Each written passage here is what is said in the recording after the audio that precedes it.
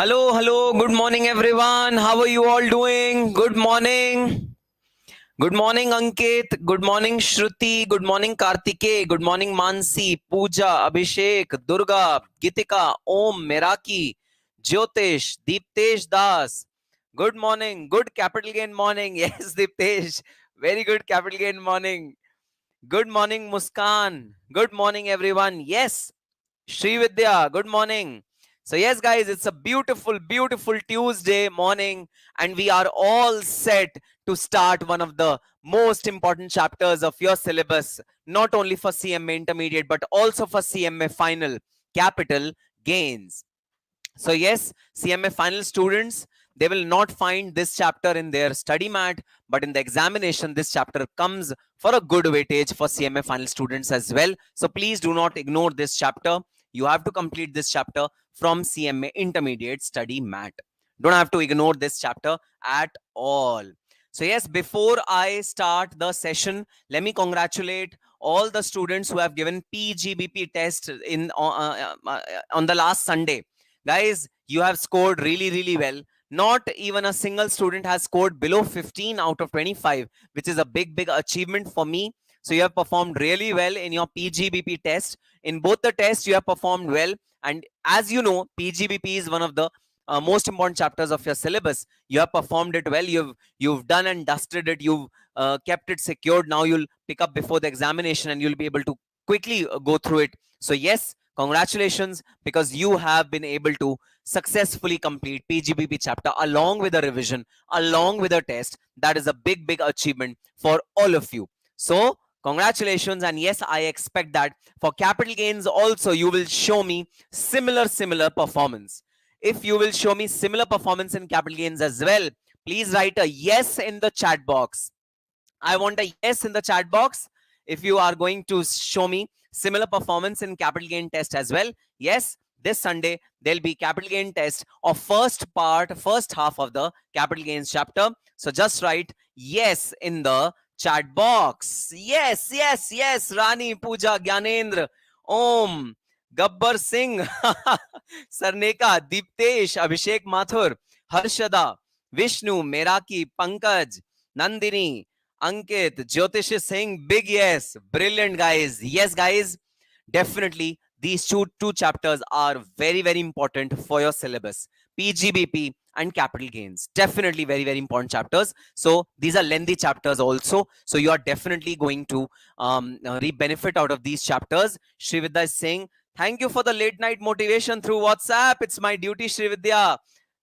Very good that you liked the motivation. Yes, guys, I keep on sending certain voice notes when I feel that there is some motivation which is required. Occasionally I send some feedback on the WhatsApp group. So these students are referring to that feedback, that voice note which is sent in the WhatsApp group. All right, so let's start today's session. Today's session is dedicated to capital gains, and yes, capital gains is one of the most important chapters of your syllabus. Let's quickly go through what all are we going to study in this particular session. Okay, in capital gains, broadly we can divide our entire discussion into these parts. Okay, the first and foremost thing is that capital gains are levied on capital assets.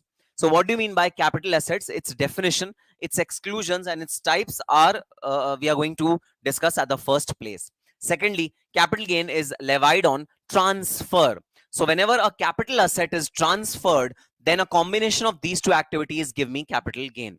So the second thing which I'm going to go through in this particular chapter is definition of transfer, its inclusions and exclusions.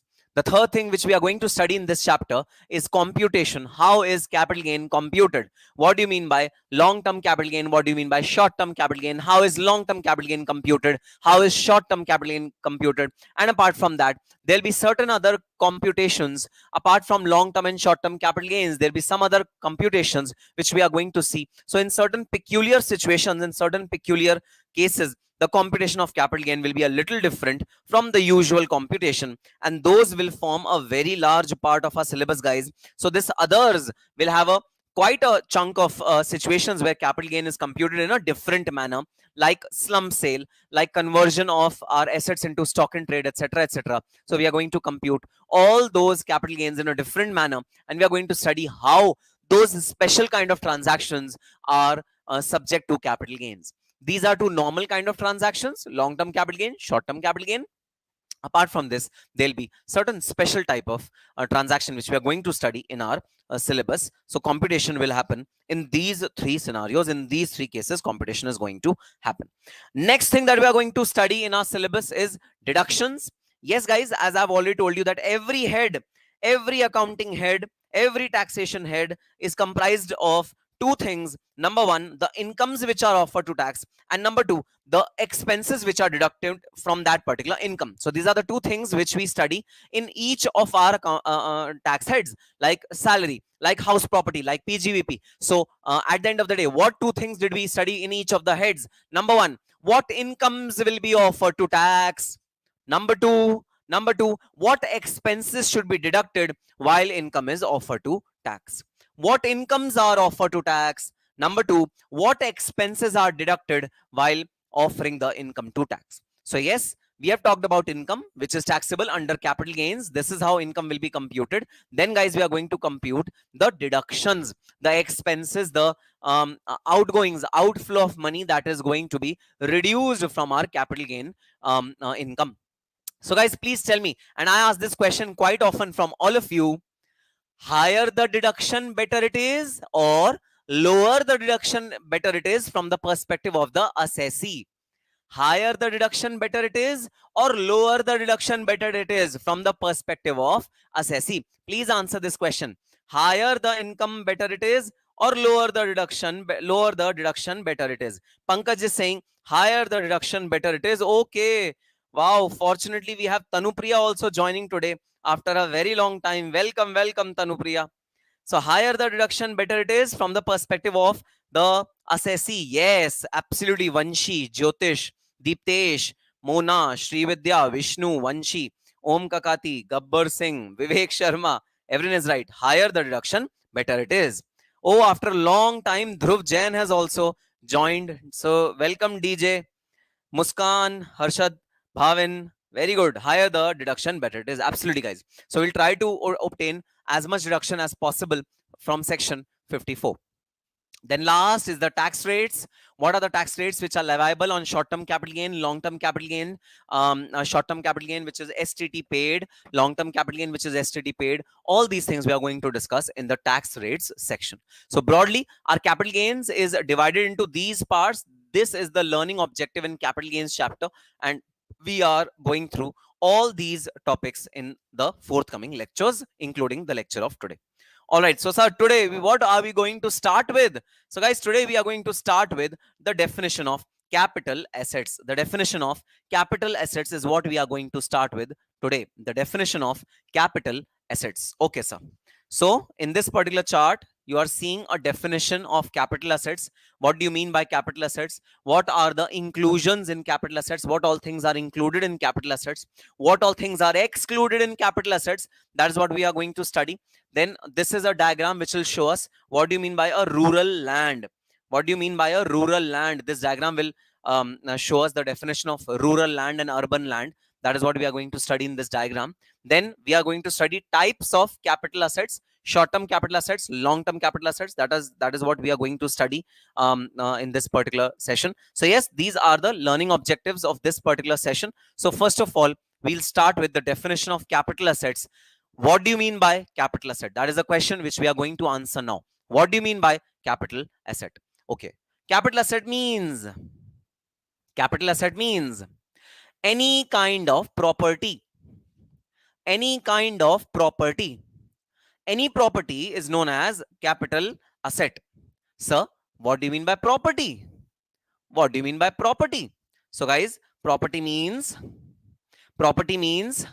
whether it immovable or movable property. Okay, first of all, please understand, movable or immovable property, tangible or intangible property. Movable, immovable means movable which is capable of being moved, and immovable means which remains fixed at a particular place, like land or building. Okay, tangible means one which can be seen and touched. Intangible means ones which can be felt only, like goodwill, like copyright, like patent, etc., etc.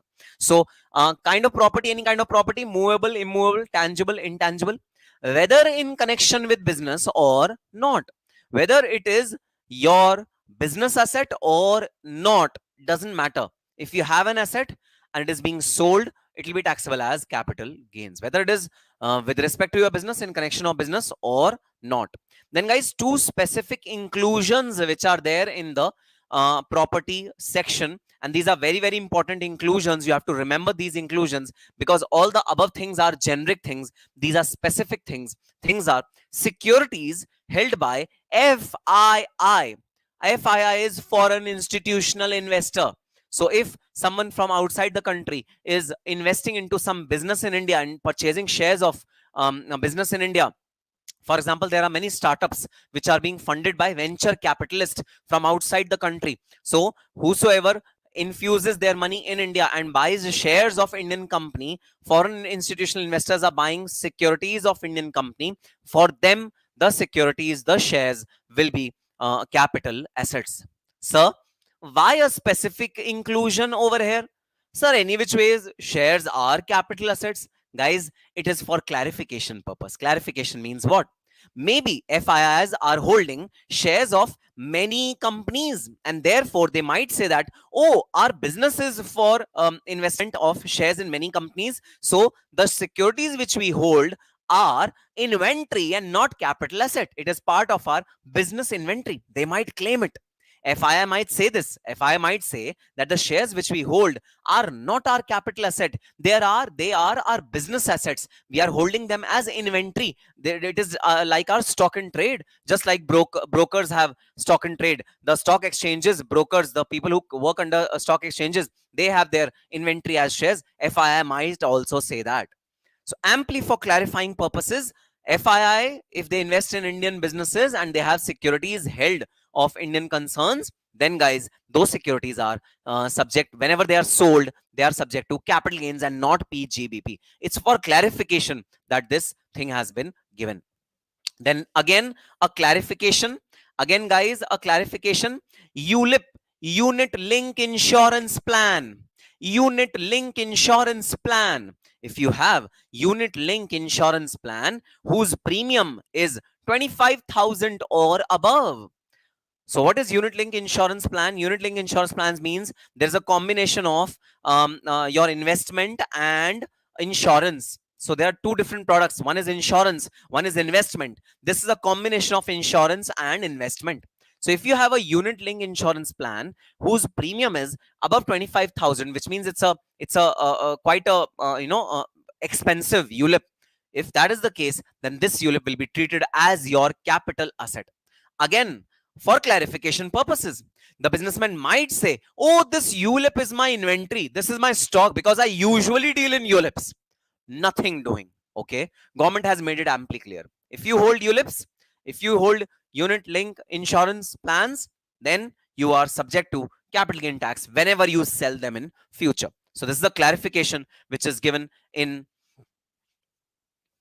the act. Okay. So these are the properties which are defined as capital assets. Now, sir, what are not the properties? Okay, exclusions. What should we not state as property? What is not a property? That is the question which we are going to answer now. Which property is not a property, which means exclusion to the definition of capital asset? What are these exclusions? So number one, stock and trade. Of course, guys, if you have stock and trade, that stock and trade is definitely not a capital asset for you. Stock and trade is not a capital asset for you. It's a business asset. Whenever it is whenever it will be sold in future, at that point in time it will be charged to PGBP. So stock and trade is not capital asset. Personal effect means what? Personal effect means your personal assets, and that too movable and not immovable. Okay, so your personal assets, which are movable personal assets, are not capital asset. For example, you are using a mobile phone which you do not use for your business purposes. You are having it yourself. You have a car which you are not using for business purposes. You are having car for yourself. Okay. So whatever movable property you have, which you own, is not subject to capital gain. So personal effects which you own and use it for personal purposes, which are movable, are not personal effects, are personal effects and not subject to capital gain. So please tell me, if I own a land and building, will it be subject to capital gain? Answer is yes, it will be subject to capital gain. But sir, that land and building is occupied by me for my personal purpose. then also it will be taxable because it is immovable. The exemption is only for movable assets. The exemption is only for movable assets. Now, guys, even this has certain exceptions.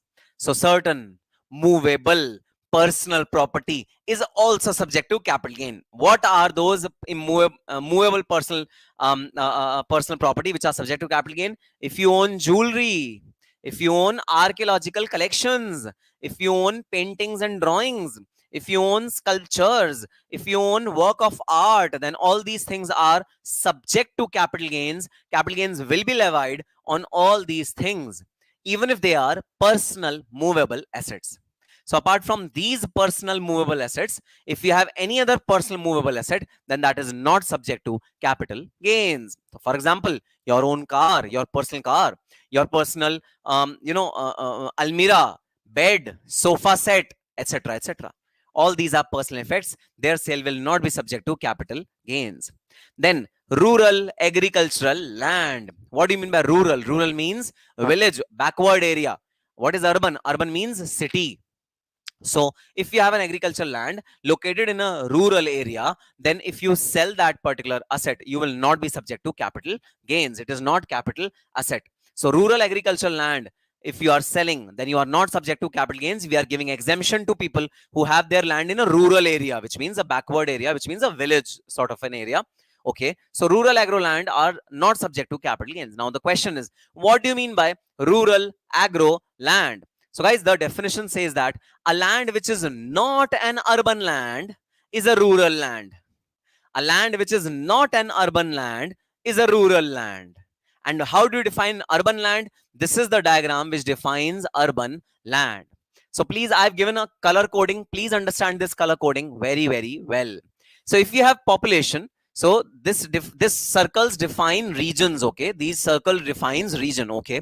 So if you have a population of less than or equal to 10,000, then the area in which your cantonment board is situated, the area which is there, which in which your rural area is there, the village which you stay in, okay, that particular area, if you have a population of less than equal to 10,000 people, then that entire area will be termed as rural area.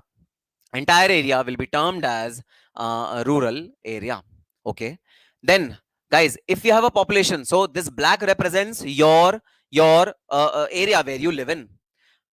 If the population is less than 1 lakh but more than 10,000, if the population is less than 1 lakh but more than 10,000, then guys, along with the area where you live in, so this black represents the area in which you live in. Okay, apart from that area, 2 kilometers area is also included as your land.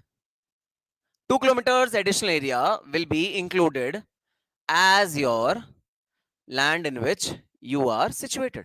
So 2 kilometers additional land will be included in the definition if the area in which you are situated, the population is more than 10,000 but less than 1 lakh rupees.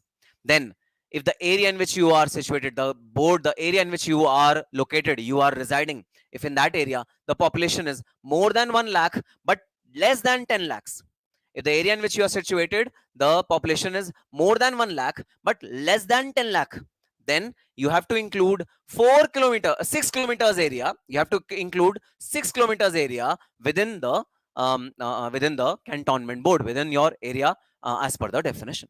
So your area where you are staying plus the 6 kilometer radius. So this yellow circle represents the 6 kilometer radius. So 6 kilometer radius you will include in your own area.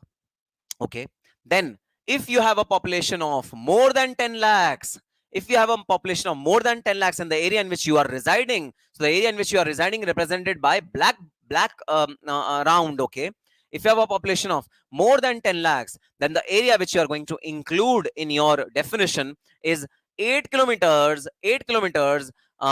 radius apart from the area in which you live in. So if you live in a small area, but the population of that area is too huge, okay, the population of that area is too wide, then the definition will have not only your area in the definition but also 2 kilometer 6 kilometer or 8 kilometer beyond your area will be covered as the urban land definition which is there. Okay, so I'll give you a simple example. Okay, Delhi is densely populated. Delhi is densely populated. So after Delhi, we have taken NCR, National Capital Region, which includes Noida and Gurgaon as well. Because people are aware that since Delhi is densely populated, people will definitely go beyond stretch of peripheries of Delhi as well. So people are now relocating to Gurgaon, Noida, which are at the peripheries of Delhi.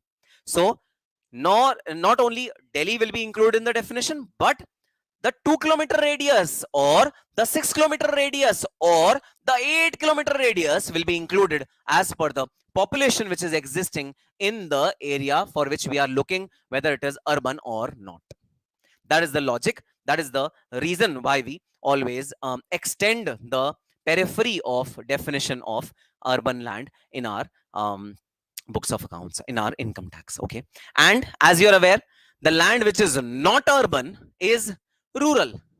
Land which is not urban is rural. So if your land is situated somewhere over here, okay, if your land is situated somewhere over here, which is outside the periphery of even 8 kilometers, then that will be a rural agro land out of the capital gain taxation. It will be out of the capital gain taxation. So this is the definition of rural agro land.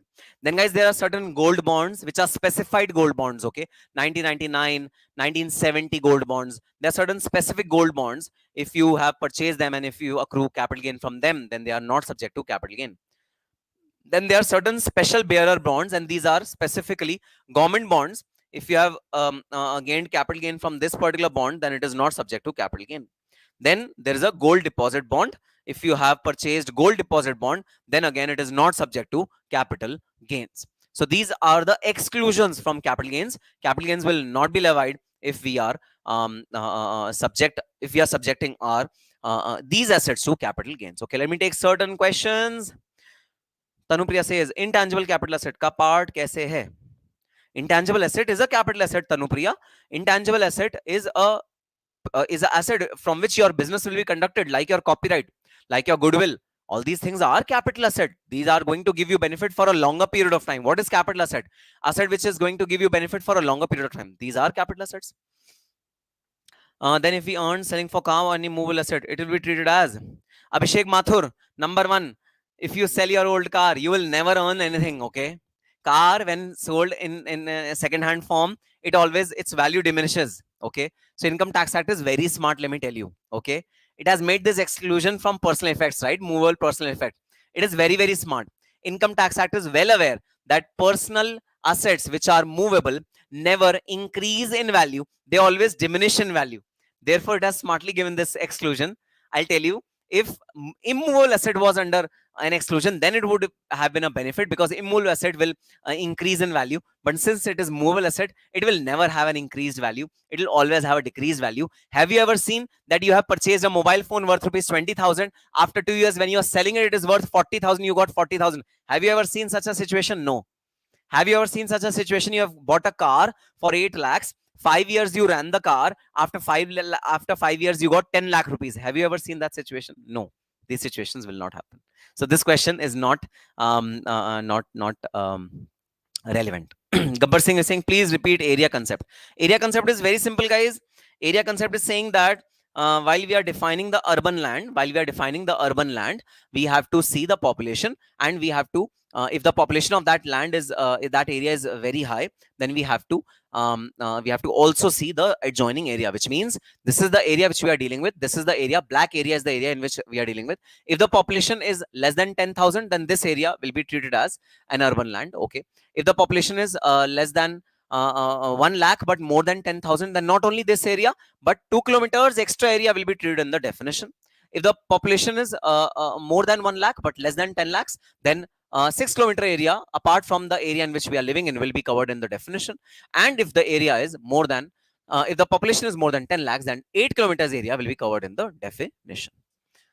Okay, sir, got it. So now let's move on to types of capital assets. So guys, there are Two types of capital asset, one long-term capital asset, second short-term capital asset. So why do we need these bifurcation of long-term capital asset and short-term capital asset? What is the use of this bifurcation? Why do we bifurcate the assets into long-term and short-term? Reason is very simple. Long-term capital gain always have a lesser amount of tax. Short-term capital gain will mostly have a higher amount of tax. Sir, what is the reason, logic behind it?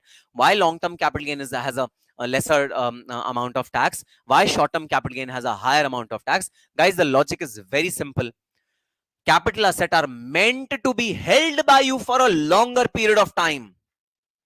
If you are not holding your capital asset for a longer period of time, we are going to charge you a tax rate which is almost equivalent to PGBP income, which is equivalent to PGBP tax rate.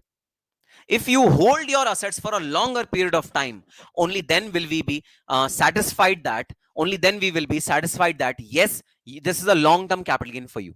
If you hold the asset for a longer period. Why are capital assets held? Are they held for 6 months, 7 months, 8 months, 1 month, 1 year? No, they are held for a longer period of time. So if you sell your assets for a shorter period of time, we will levy high tax rate on you. That's why short-term capital gain will entail a slightly higher tax rate. Long-term capital gain will entail a slightly lower tax rate. So the reason is very clear. We want to bifurcate between bona fide capital asset. Bona fide capital asset means capital assets which are genuinely used by you as capital asset, which means for a longer period of time, and the assets which are not used by you for a longer period of time, they are short-term capital assets. We want to bifurcate them. Therefore, that due to the difference in the tax rate, we have to distinguish between short-term and long-term capital gain.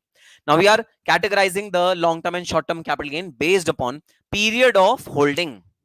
The period for which the asset is held, this is the period of holding, according to which our assets will be bifurcated into long-term and short-term. What is the period of holding? Period of holding are 12 months, 24 months, and 36 months. These are the three thresholds, benchmarks, which are given by the Income Tax Act according to period of holding. So what do you mean by period of holding? Guys, period of holding means since you have purchased that asset, till the time you are selling that asset, what is the period in between? Okay, since the time you have purchased the asset till the time you are selling the asset, what is the period in between? Because capital gain always arises on selling of asset. Okay, transfer, which is known as transfer, selling of asset. So the period between purchase of asset and sale of asset is period of holding. So if you are dealing with listed securities, if you are dealing with units of equity oriented mutual funds, if you are dealing with zero coupon bonds, unit of UTI, then guys, your period of holding should at least be 12 months to categorize these assets as long-term capital assets. Guys, as a rational assessee, I would always want my assets to be long-term capital assets, and then I should sell them. By because tax rates will be lower. Tax rate will be lower. So I want my assets to be long-term capital assets. So I will hold my assets for at least 12 months if the category of the assets is this category. But if the category of assets are unlisted equity shares or preference shares, it is land and building. So this is the most important asset which generally gives capital gains, huge capital gains to people. So if you are holding land and building, if you are holding unlisted equity preference shares, then guys, you have to hold them for 24 months. You have to hold them for 24 months to call them as long term. And for any other assets, you have to hold them for 36 months to call them as long term. So definition of long term is the assets which are belonging to this category. 12 months holding period should be there for categorize them as long term, 24 months for categorize them as long term, and 36 months for categorize them as long term. And the assets which are not held for this tenure will be termed as short term. This is the bifurcation between long-term capital assets and short-term capital assets. Assets which are held for more than the specified threshold, they are to be termed as long-term. Assets which are held for less than the specified threshold, they are to be termed as short-term capital assets. And whatever is the selling proposition, whatever is the selling price, the capital gain will accrue according to the long-term and short-term capital gain will accrue according to the nature of these assets. So short-term and long-term. Okay, sir, got it? So yes, we have studied the definition of assets. Now we come on to definition of transfer. What do you mean by transfer? Which in raw terms, I was terming it as selling of assets. Okay. So now we come on to the definition of transfer. What do you mean by transfer? That is what we are going to see now. Okay, sir. So again, guys, we are going to see two things over here: inclusions which are there in transfer and the exclusions which are there in transfer. Inclusions in transfer and the exclusions in transfer. That is what we are going to see now. Okay, sir. All right. So what all is included in transfer? First and foremost, but obvious, sale. Anything which is sold during the current year will be subject to capital gain tax. Anything which is sold.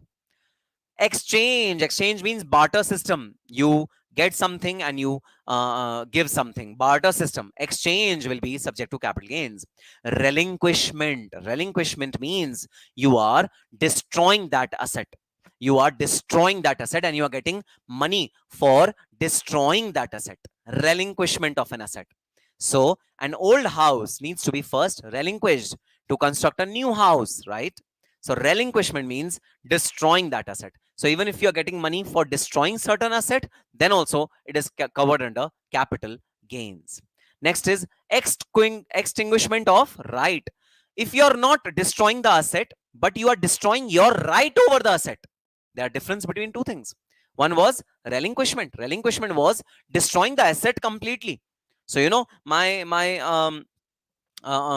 competitor is saying, Nikhil sir, you please destroy your entire setup, and you don't teach from henceforth. Okay, you stop teaching, you destroy your entire setup. That is relinquishment.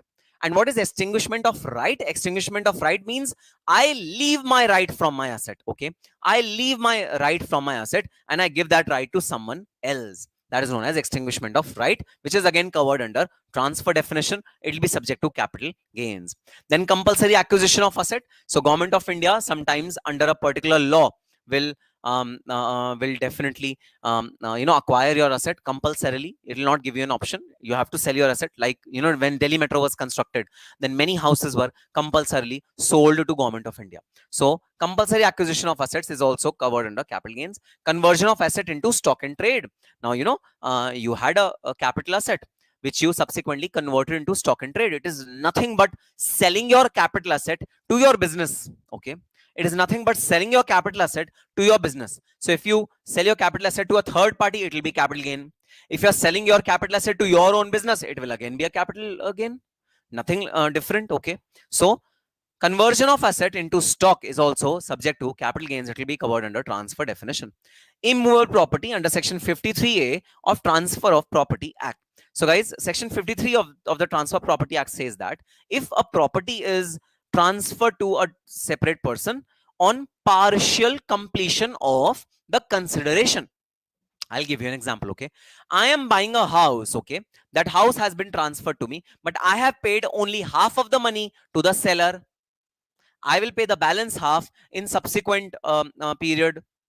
The seller is saying, okay, you take the possession, you take the ownership, but you pay the relevant half subsequently. He has withdrawn some of the rights in the contract, since I have not made the entire payment.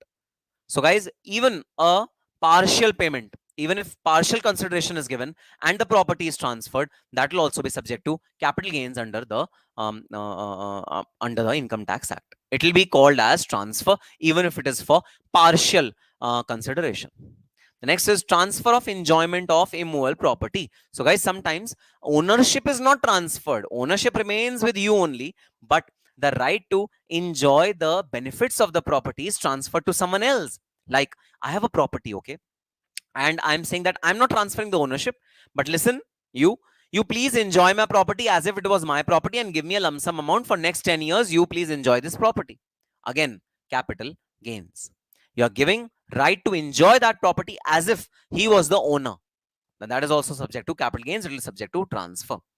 Redemption of zero coupon bonds. This is known as zero coupon bond. So guys, zero coupon bond was mentioned over here. Yes, we had mentioned that zero coupon bond, if it has to be categorized as long term, it will be 12 months or above. So zero coupon bonds, if the redemption of zero coupon bond is there, then it will also be categorized as transfer. If zero coupon bond is transferred, it will also be categorized as transfer. So these are the inclusions in the definition of transfer. Then guys, there are many exclusions from the definition of transfer, and on this board I have noted down all the important exclusions. Okay, I have not noted down all the exclusions because there are many. There are several exclusions. I have noted down the main exclusions. Okay, so distribution of assets to shareholders on liquidation. If a company is getting liquidated and the assets of the company are being transferred to the shareholders, it will not be treated as transfer, but yes, it will be subject to dividend taxation. Okay, dividend distribution of assets to shareholders will be taxable in under income from other sources as dividends. Capital gain will not be levied. Distribution of asset on partition of HUF. If HUF is being partitioned partially or fully, then any distribution of assets is not transfer. Gift, will, irrevocable trust. So if you transfer an asset by way of a gift, by way of a will, by way of an irrevocable trust, it will not be considered as transfer. Gifting something is not considered as transfer. Willing something, by will, father is transferring something to son, not transfer. Irrevocable trust, not transfer. But yes, guys, gift will be subject to gift taxation under income from other sources. Now, guys, coming back to capital gains, okay? Please tell me one situation where gift will be subject to capital gains. Please tell me one situation where gift will be subject to capital gains. The general principle is that gift is not subject to capital gains. This is the general principle, okay? But there is one exception to this rule that, oh wow, my ex-student CMA Rajesh Shah is watching this YouTube live. Great. Thank you, Rajesh, for coming live. It's really good to see you. So guys, CMA Rajesh Shah works in a very big company and he is a costing manager, and now he's moving company also. And this is a beautiful message which he has sent for all of us. The message is, thanks for the revision classes. I'm sure this will immensely help the students who is about to appear in the exams for us, as well as revise our memories. Happy learning always. Thank you so much, Rajesh. Brilliant. Beautiful. Okay. One exception in which gift is taxable as capital gain. The exception is, yes, Jyotish. Brilliant. Brilliant, Jyotish. Very good. Rani Singh. Brilliant. Kirti Batra. Brilliant. Mansi. Brilliant. Brilliant, guys. Yes, the correct answer is ESOPs. So ESOPs are the shares which are gifted to employees, right? That is subject to capital gain tax. Okay, that gift is subject to capital gain tax. That is one exception to this rule. Okay, sir. Then next, relocation of, okay, amalgamation of capital assets or shares, transfer assets from 100% subsidiary to holding or holding to subsidiary is exempt from capital gain tax.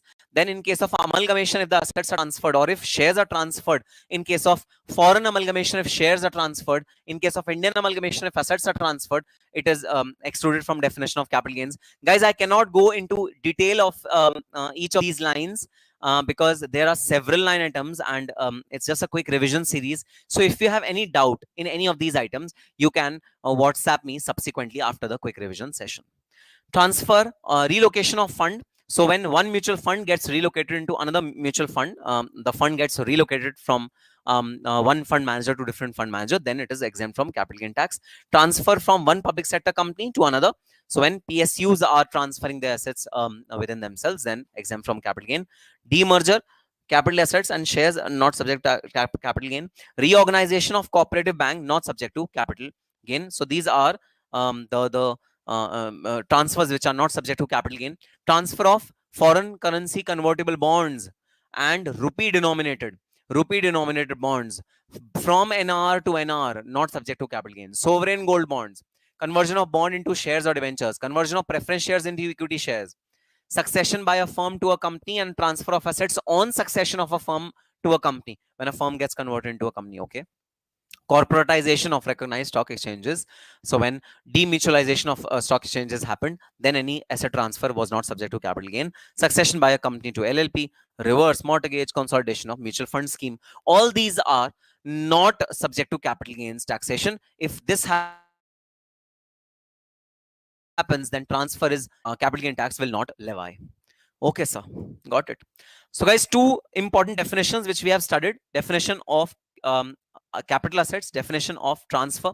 Now we come on to the main aspect, and the main aspect is how is capital gain computed? Section 48. So what is the charging section of capital gain? It is section 45. 45 will tell us that any transfer of capital asset will be subject to capital gains. Transfer of capital asset will be subject to capital gain. That is section 45. 48 will tell us how to compute capital gain. 48 will tell us how to compute capital gain. How will we compute capital gain? That is the formula which is given in section 48. The formula is very simple. The sales value of that particular asset, you are selling the asset today, so whatever you have fetched, that is the sales value, less expense on transfer of sales. If you have spent anything on transferring that particular asset or selling that particular asset, then that is reduced. This will give you net sales consideration.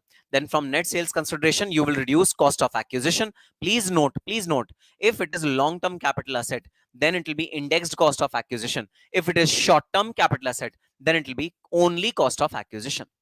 So what do you mean by indexation? Guys, indexation means where we are adjusting inflation in the cost. The cost is adjusted with inflation. Whatever inflation has occurred since the time you have purchased that asset in past, whatever inflation has occurred, we are adjusting that inflation in the original cost. That is known as indexed cost. That is known as indexed cost. And indexed cost is actually subtracted in case of long-term capital assets only, and not in case of short-term capital assets. For short-term capital assets, we are going to only. If I sell my property to repay the loan, will I get deduction from capital gain? No, Dhruv Jain, you're not going to get any deduction. You're not going to get. Cost of acquisition reduced. Cost of improvement. What is cost of improvement? If you have developed that property in any manner, so earlier there was one floor, you have developed one more floor, that is known as cost of improvement. Total cost and long-term and short-term capital gain will be computed. Then we are going to reduce the deductions under section 54, and we'll be studying these deductions in a short while. Taxable short-term, long-term capital gain will come over here. That is how short-term and long-term capital gain is computed. Now guys, computation will have a peculiar feature. Some computations will have a peculiar feature, and I'm going to discuss one peculiar feature with you over here. Okay, please understand the peculiar feature of this computation, which is given in proviso to section 48. This is one of the most important provisos of section 48. So section 48, which is the computation mechanism, has got this proviso which is known as first proviso to section 48. Very, very important. Very, very important. Please note this particular computation.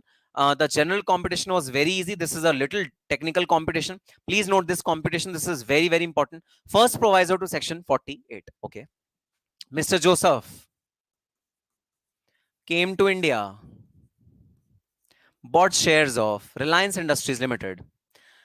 He was hoping that Reliance Industries Limited shares will increase many folds in subsequent years. Okay.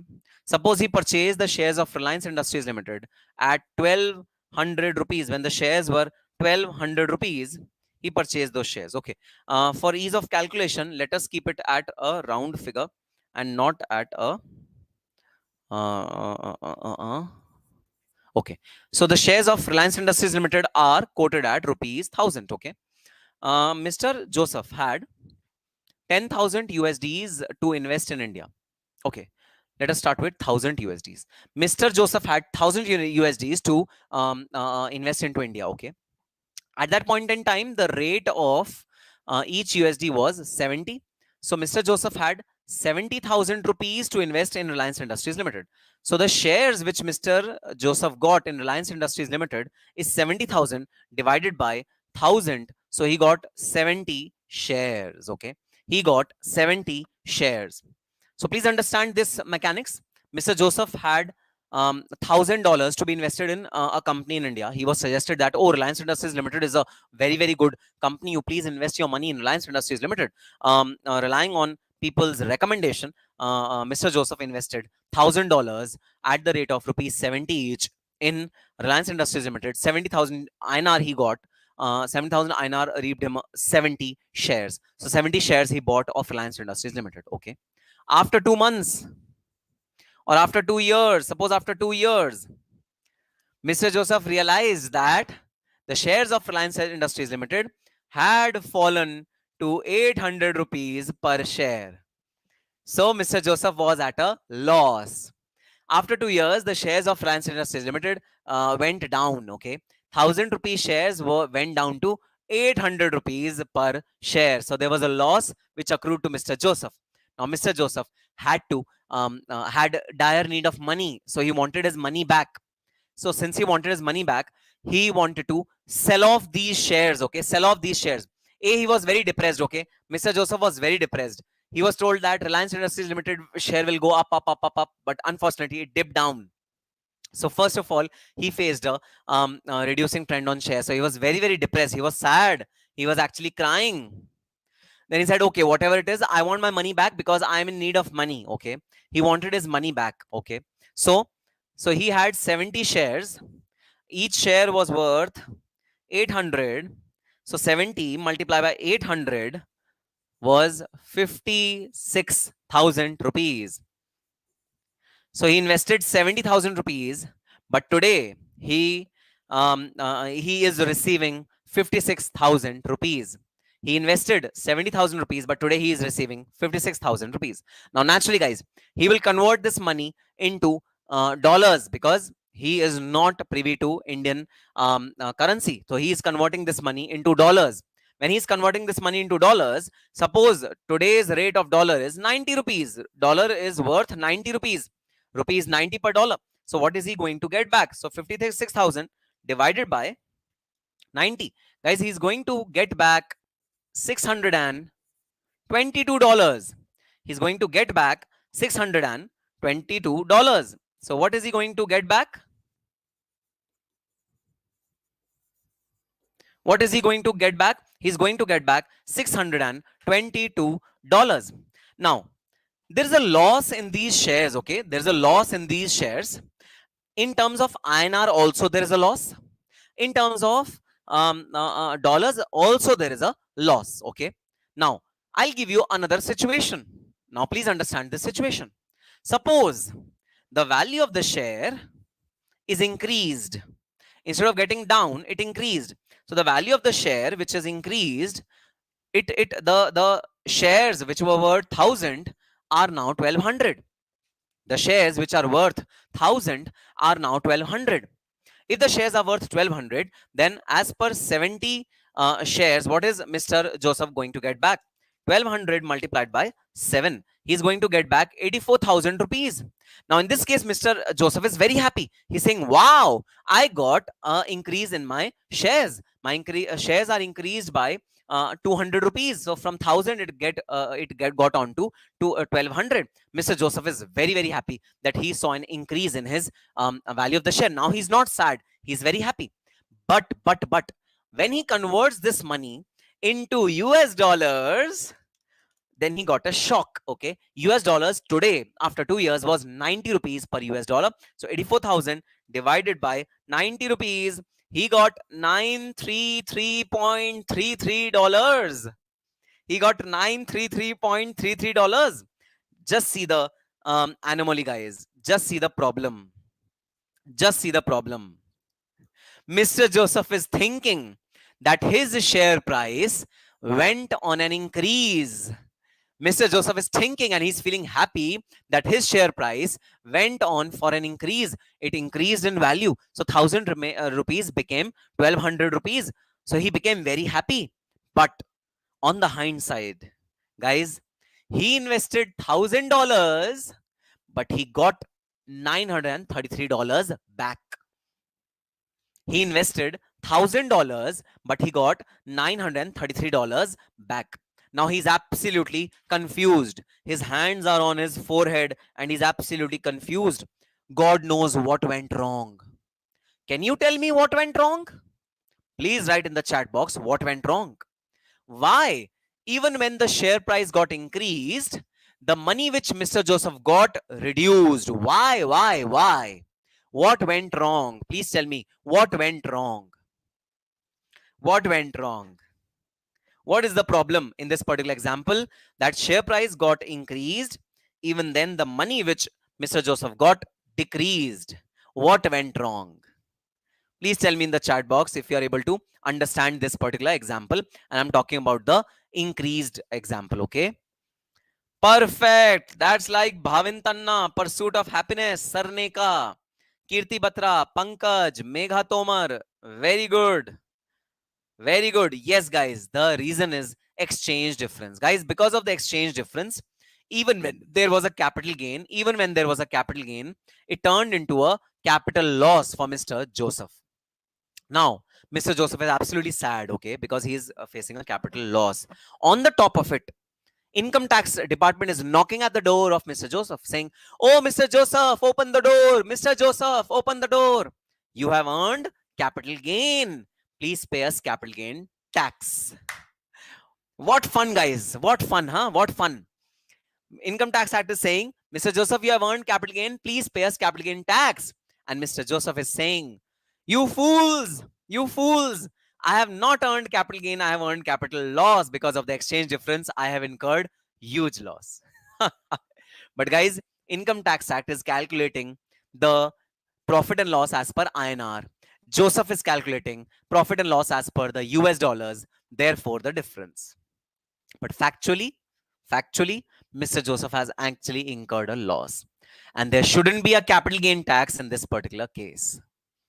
So in this case, where the investment was made in foreign currency, in this case, when the investment was made in foreign currency, you have to apply first proviso to section 48, which will state that compute your capital gains according to the foreign currency and not according to Indian rupee.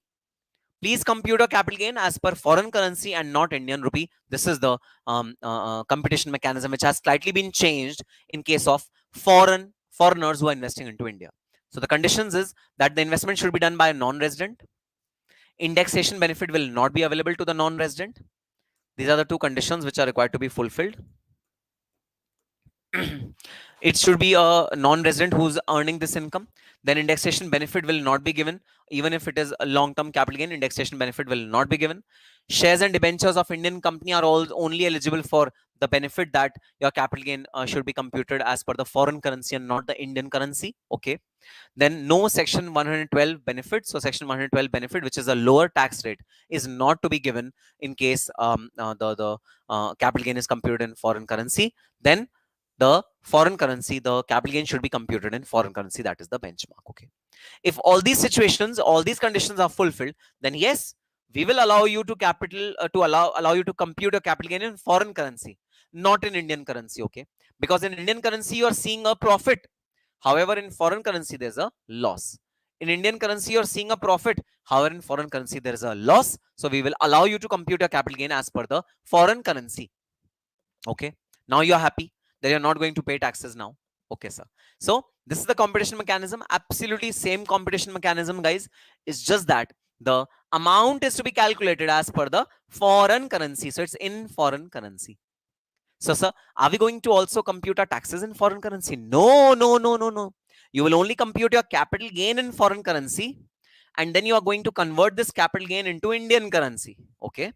And then taxes are, if at all they are levied on Indian rupees. Okay. So you're going to compute your capital gains in foreign currency, and you're going to compute your taxes in Indian currency only. So this is the mechanism through which the computation is made. TTBR, telegraphic buying rate, selling rate. What rates are to be used? Exchange rates are in two forms, TTBR and TTSR. What rates are to be used? All these are defined over here. But the computation is to be done in foreign currency so that real picture comes in front of you, okay? And not the defected picture comes before you. This is first proviso to section 48. Please mark my words. One of the very important sections of your syllabus in the examination. This might come in any form in the examination. So a very, very important section. Please mark it as red. Okay. First proviso to section 48. Exchange. Now he need to pay tax also. Deeptesh, if in exchange, foreign exchange, there is a loss, then he is not required to pay taxes. If in the foreign exchange there is a profit, then he is required to pay the taxes. Depends on whether the computation will yield a capital gain or will it yield a capital loss. According to that, he will pay taxes. Deeptesh Das. Okay, sir. So next is capital gain in case of insurance claim. Now, guys, we have covered long-term capital gain, short-term capital gain computation. We have covered first proviso to section 48. Now we are coming on the other category of capital gains where special computation is being made for computing the capital gains. That is the other category of capital gains. So the first computation which we are going to see is insurance claim. Whenever an asset is destroyed and insurance claim is received from the insurance company, then that is subject to capital gains. Because, guys, I've told you, destruction of capital asset. Let me repeat. Destruction of capital asset or relinquishment of capital asset is also transfer, right? Sales, exchange, and relinquishment of capital asset, all these three things are transfer. They are clubbed under definition of transfer. So relinquishment is also transfer. So if your asset is relinquished, then you are subject to capital gain tax. It is subject to transfer definition. You are subject to capital gain tax. So capital gain in case of insurance claim, insurance is giving you certain claim. Insurance is giving you money for the asset which has been damaged. So guys, certain situations, certain conditions are required to be fulfilled. What are those situations? Let me move my board a little upwards so that you're able to see the complete part. Okay. Number one, the damage should be a specified damage. The damage on the asset has been damaged, the asset has been destructed. It should only be specified damage. So what do you mean by specified damage? Guys, specified damage means damage should have occurred due to natural calamity like flood, typhoon, hurricane, cyclone, earthquake, etc. Or due to some right or civil disturbances. Okay. The damage should be due to accidental fire or explosion or action by enemy. So if Pakistan attacks on India and your asset is destroyed due to that, then it is specified damage. Okay. And what are other damages? Other damages are theft. You know, the asset is the thieves have taken the asset. Theft, road accident. Okay, you've met, your car has met a road accident, that is a other damage. Then your ship has drawn in sea due to technical error. Okay, your ship has drawn, sunk into sea due to technical error, that is again other asset, other damage. Okay, in case of other damage, there is no transfer and hence no capital gain. Capital gain will accrue only and only when there is specified damage. If your asset has been damaged due to certain specified reasons, only then the damage will result into capital gain. Insurance claim received is subject to capital gain. So whatever insurance claim is received, it is eligible for capital gain. In the year of receipt of claim, whenever the claim is received, in that year, capital gain will be levied. So I'll give you a simple example. I'll draw a chart, okay, over here to make this point very clear to you guys, okay, because it's an important point. Okay, just see this chart. Okay, just see this line which I'm drawing. This is a timeline which is there. Okay, okay, sir. So you had purchased the asset at this point in time.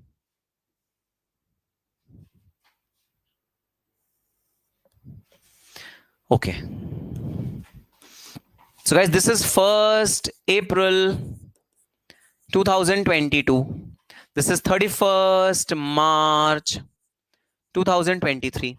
This is 31st March 2024. I hope you are able to see the timeline well. Okay. Please see the timeline on the board. Please see this timeline. This is financial year 22-23. This is financial year 23-24. Okay. Now, your asset is damaged in this year. Your asset is destroyed in this year. Okay. And the insurance claim is received, because processing of claim takes some time. Okay. Insurance claim is received in the subsequent year, because insurance processes take time. Yes, Deeptesh, it includes war also. Sir, will he be eligible to claim TDS refund deducted on dividend from such share on when he has suffered loss, assuming he has no other income? Bhavin, I did not understand your question. Bhavin Tanna, I did not understand your question. TDS claim on dividend which is destroyed, I don't understand. So Bhavin, just WhatsApp me your query, because I didn't understand your query. Okay, the year when the asset is damaged is financial year 22-23. The year when claim is received, the financial year is 23-24. Now the capital gain will be taxed in the year when the claim is received. Capital gain will be taxed in the year when the claim is received. That is the rule. Okay, sir. So insurance claim received in the is subject to capital gains in the year of receipt. Whenever the capital gain is received, whenever the insurance claim is received in that particular year, it will be subject to capital gain. So receipt is underlined. Please underline this word receipt. Whenever the claim is received in that year, the capital gain will be levied. Okay, now let's come on to the computation mechanism.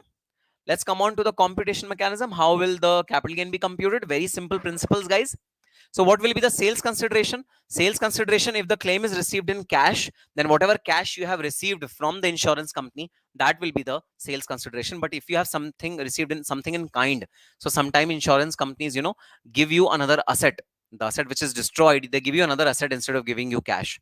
In that case, the fair market value of the asset received will be the sales consideration.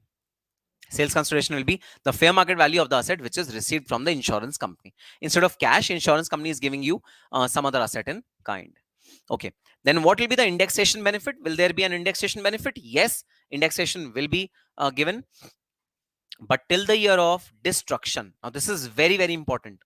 This is very, very important. Okay, please note this point very, very carefully. Although, let me repeat, although the capital gain is computed in the year of receipt of claim, although the capital gain is computed in the year of receipt of claim, but the indexation will be, which will come in the numerator, indexation which will come in the numerator, that indexation will be of the indexation when damage has occurred. That indexation will be the indexation on which, in which the year in which damage has occurred. Please note this point, very, very important, guys. Very, very important point from an exam standpoint and competition standpoint. This is an important point, that indexation will be till the year of destruction. Whenever the asset has destroyed, till that year indexation benefit will be received by you. Okay, sir, got it. Then cost of acquisition, what will be the cost of acquisition and cost of improvement? It will be as usual. And what tax rates should we apply? Should we apply the tax rate of the year when the asset was damaged, or the year when claim was received? The year when claim was received, of that year, the tax rate should be levied. But the indexation benefit should be restricted till the year when the asset was damaged. Very, very important section. Very, very important provision. Especially the indexation part is very, very important of insurance claim. So this was the capital gain tax in case of insurance claim. Okay, sir, got it. Now we move on to conversion of capital asset into stock in trade. And yes, guys, the last topic which we are going to study today. Okay, I'm not going to charge you so much with heavy provisions, because we have actually covered a lot of heavy provisions today. Yes. Okay.